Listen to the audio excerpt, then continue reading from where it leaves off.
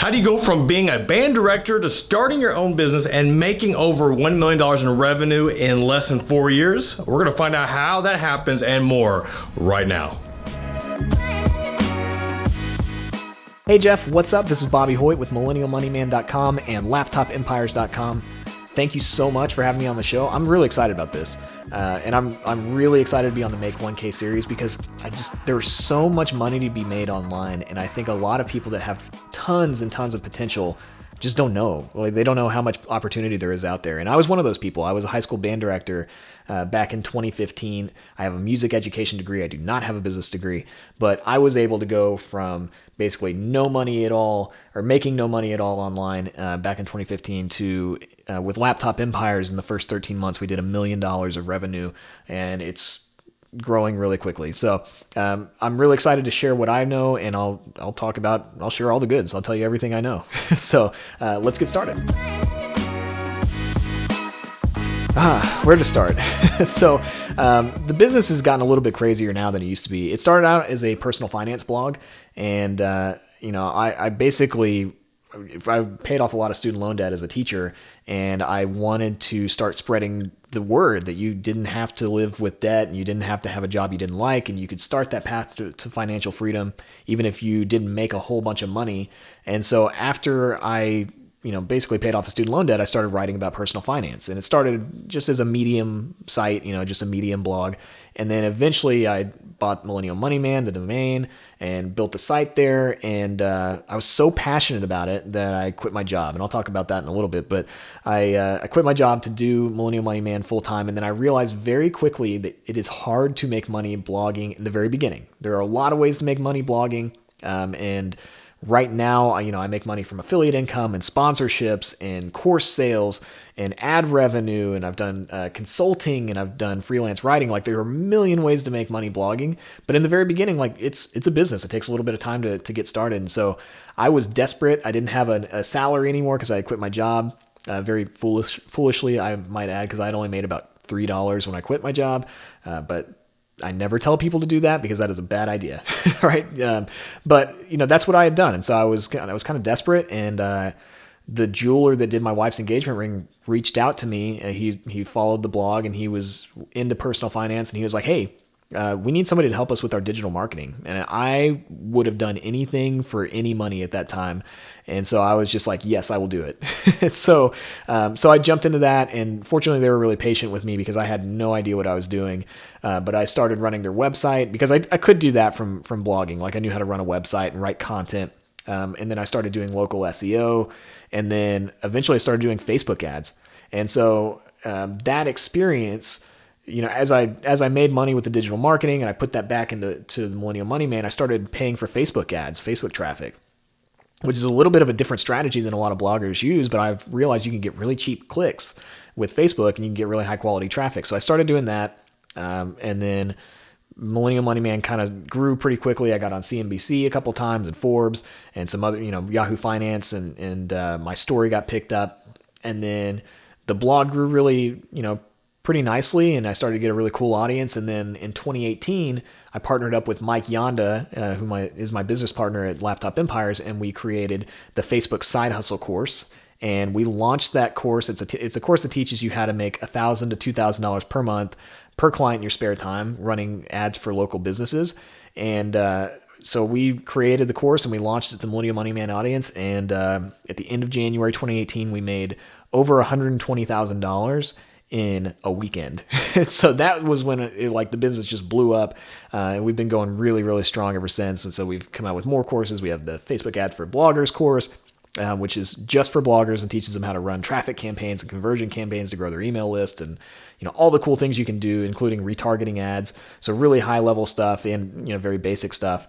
So we have that course, and then the Facebook Side Hustle course, and that's pretty much it. So we're just growing both sites, but it's gone from just me and my computer to we have a full team, and I've got virtual assistants. I've got assistants that go through my email. We've got consultants and all sorts of people that work with us. So it's really, really cool, and it's turned into a great business, and I have a lot of fun doing it. It's a little crazy sometimes, but it's a really, really fun online business. Honestly, The thing that inspired me the most was just that I had paid off my student loans. I didn't know that blogging was a thing. I didn't know that you could make money online. Like I really didn't. And really what happened was that I paid off the student loan debt. I kind of like looked around. I was like, man, nobody else cares about money, right? Like, because especially as a teacher, like you kind of resign yourself to the fact like, hey, I'm going to make my teaching salary and I'm going to do that for the rest of my career. And, hopefully I can retire. And that's a really common thing. And I had kind of felt the same way. But I was like, you know what, there's got to be more.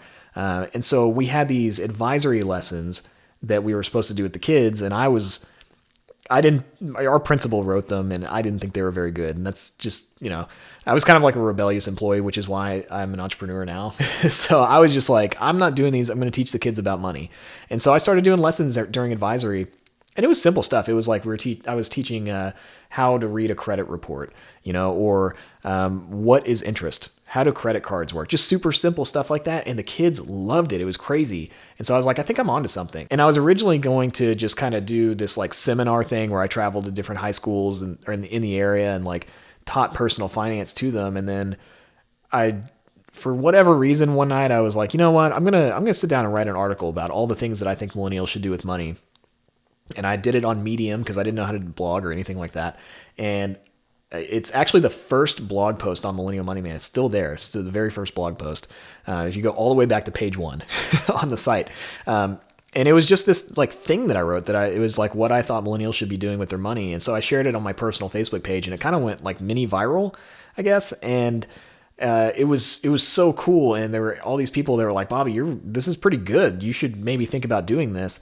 And so I was just kind of like, okay, I guess so. And so I started writing more and I was teaching the kids and doing the advisory stuff. And I just got really passionate about it.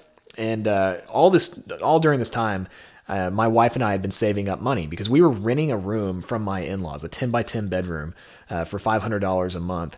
And that was one of the main ways that I was able to pay off my student loans. And, it was super embarrassing at the time. And it was like kind of tough because nobody wants to live with their in-laws, but I knew if I lived below my means as much as I could, that I could pay off that debt sooner and get out of debt and maybe move on to a different career or whatever. And so after that, we stayed there for a little bit longer and, we kept saving up money. And then I just decided one day to quit my job. I went to my wife and I was like, hey, I want to do this. I want to run Millennial Money Man full time. And she said, okay. And like I said, I will never tell anybody to do this because I had made very, very little money in display advertising. I think I had made about $3 when I quit my job, but so that was it, and I was off to the races, and it's been an awesome journey, and I've helped a lot of other people start online businesses. I've helped a lot of people with their personal finance situation and get out of debt and all of that, and it's just been awesome. And I never would have imagined that in a short amount of time, just 4 years, I'd be where I am now. But that's the power of online business. You can scale it quickly. It's not, I'm not going to say it's easy to make money online, but once you get the infrastructure in place, once you get things started, it grows very quickly. So I've been very fortunate, and I'm glad I figured out that there was online business because I had no idea before and no experience. So I actually have a couple of mentors. I'm really big on mentors. I think it's a huge deal if you're a young entrepreneur or just a young person in general and you want to get ahead quickly. You should find somebody that's already been there. So basically what happened for me, I got out of college and I remember I was like sitting around one day and my wife was like, hey, a good family friend of ours named Jim wants to take us out water skiing. Do you want to go? And I was like, sure. I mean, I've never done that, I don't think, but yeah, I'll go. And we went, and Jim he owns a swimming pool company in our area and here in Houston, and he basically he's a multimillionaire, and he was winding down his business, and so he had a little bit more time in his life to kind of do stuff like taking a couple 20-something-year-olds out to teach them how to water ski. And he started kind of peppering me with questions. He's like, what are you doing with your student loan debt? And, what are you going to do? I don't even know if I had a job. I probably didn't have a job at that point. And so he was like, what are you going to do? And I just said, well, I'm just going to make the minimum payments on my loans because that's what you do, right? And he basically said, no, you're not going to do that. And so after that, he kind of took me under his wing and really taught me a lot about personal finance. And he's still a really good friend today. We still hang out. He's still one of my biggest mentors in life and just in business and everything. Like, he teaches me so much. And then from him, I actually met another guy named David who owns a commercial real estate investing company. And he also, he's a good friend of Jim's. And so he kind of saw that I had some potential with business and personal finance and took me under his wing, kind of taught me the other side of like real estate investing and leverage. And just, he had a totally different path than Jim took with his business, but it gave me kind of a well-rounded knowledge of entrepreneurship and taxes and all the crazy stuff you need to know. And so those are my mentors, and I'm huge. I think everybody should try to find a mentor. Start in your local area, start in your inner circle of friends or whatever you can do, but try to find somebody that you can learn from, because that has been the biggest accelerator, I think, of my business that I can think of. Even though those guys don't own online businesses, business is business. It directly translates. So definitely get a mentor. Honestly, the biggest obstacle for me was that I had no idea what I was doing. I didn't know anything about online business. I didn't know a whole lot about business at the time. So the first couple of months were really, really tough for me, because I went from that mentality of I get my paycheck every 2 weeks from my teaching job, and that's it. I had never sold anything. I didn't know how to talk to people and convince them, to pay me for services. So that was a very, very tough learning curve. I actually remember very early on when I was trying to get more digital marketing work, I went to a Starbucks and I was trying to do this sales pitch to this guy that had been referred to me by a friend, and he owned this business where he basically took like Excel spreadsheets and transferred it over to some other kind of software. It was something unbelievably boring, to be honest with you. And I had no business even trying to help him with his company. And I remember he got there to the coffee shop, and we sat down for about 5 minutes. And after 5 minutes, he looked me dead in the eye and he was like, I don't want to work with you. But then we didn't even leave. It was just, we were there for another 20 minutes, and then he just wanted to talk. He just wanted to like talk about life and stuff. And I was like horrified, and I was embarrassed, and I was like, wow. And like, I felt like such a failure.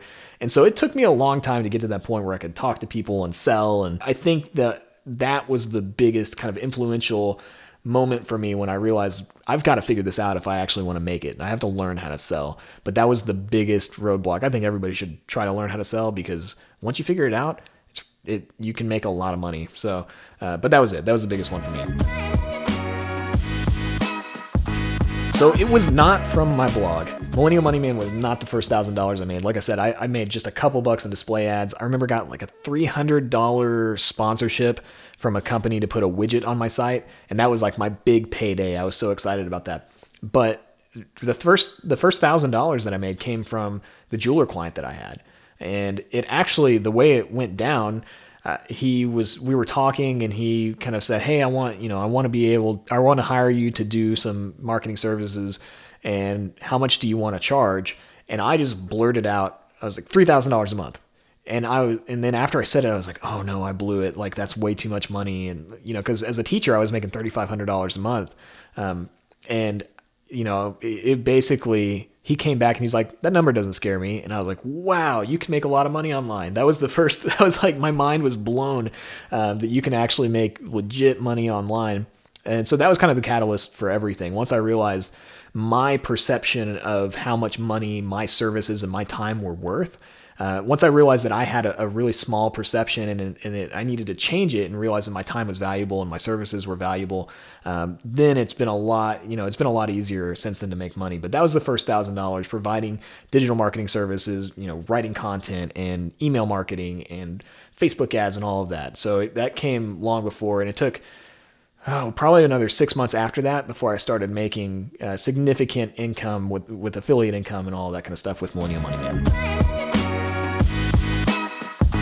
In the early days, I wasn't making a lot of passive income. I remember I got on CNBC, and I think that was back in around 2016, kind of like late 2016, and my student loan story got picked up, and I just got this flood of traffic from CNBC, and I started making all of this affiliate income that I'd never made because I didn't have a whole bunch of traffic to my site yet.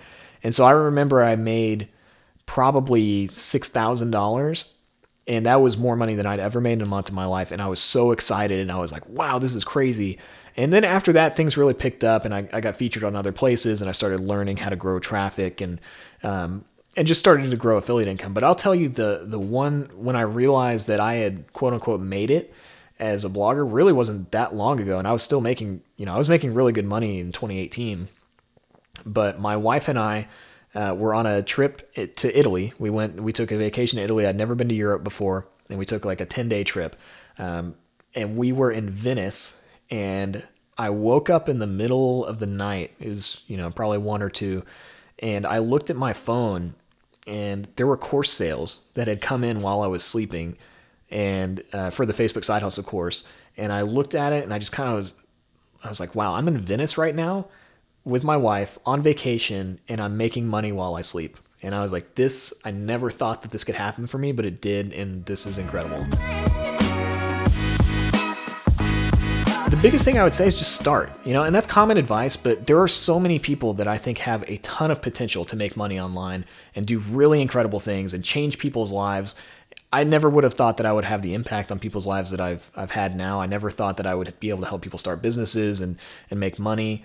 And I really just think that if you want to start something and fear is holding you back, you've got to find a way to get past that, because there is unlimited potential to make money, whether it's online or any business. I'm not going to sit here and say it's easy. It's not. You got to work, and you got to grind. You got to put in the hours, and Jeff can tell you that. Anybody that has an online business can tell you that, or a regular business. Just, you have to put in the work. But if you're willing to work and you're willing to build and step outside of your comfort zone, you can do really, really well, and you can make more money than you ever thought you could.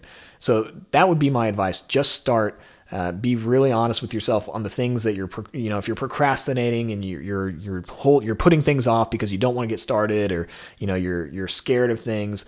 Just be really honest with yourself and look in the mirror and go, do I want to do this or do I not want to do this? And if the answer is yes, then you need to jump in and you get started now, because you'll be kicking. I still kick myself because I wish I had started my business years before, because I'd be so much further along.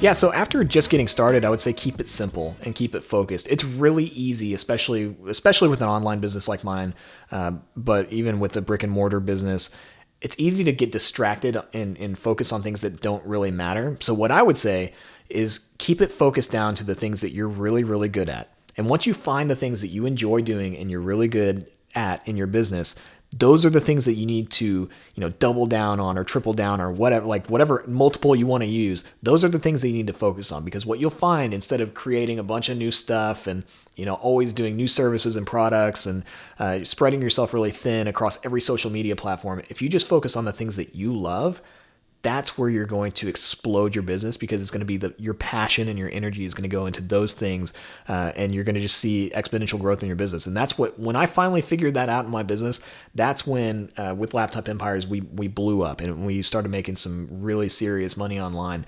And it took me years to figure that out, because I did everything under the sun that you could do. And now that I'm really focused, the business is growing like crazy. So just stay focused. Do the things you love doing and find those things that you're really good at in your business, and just do more of that and ignore all the other stuff. One thing about Bobby's story, it just reminds me of the simple question, what if? What if he hadn't have left his day job? What if he hadn't have met up with his former high school classmate Mike? Like, what if they hadn't agreed that, man, we need to partner together and start Laptop Empires? And there are so many times that it's the what ifs are about, what if you don't take a chance? What if you don't take a risk? And for me, that's the biggest takeaway from Bobby's story is the what if. So what are the what ifs in your life? What if you don't start this new business? What if you don't call this person to seek some mentorship and take them out for coffee? What if you don't go to this conference? Or what if you don't attend this seminar or buy this online course? So don't get stuck asking yourself, what if I would have done that? Or what if I would have done this? Instead, just do it. Just take a risk, take a chance, and see what it's all about. Because in Bobby's case, if he wouldn't have answered the question, what if, and took action on it, he wouldn't have been featured today, and he wouldn't be where he is right now. So I'm challenging you right now, what is your what if? All right, challenge yourself, do something different, be different. All right, y'all, hope you enjoyed this interview. I got more coming, so be sure to subscribe so you can find out more successful, crazy stories of people that are just crushing it. All right, y'all, hope you enjoyed it. Until next time, peace.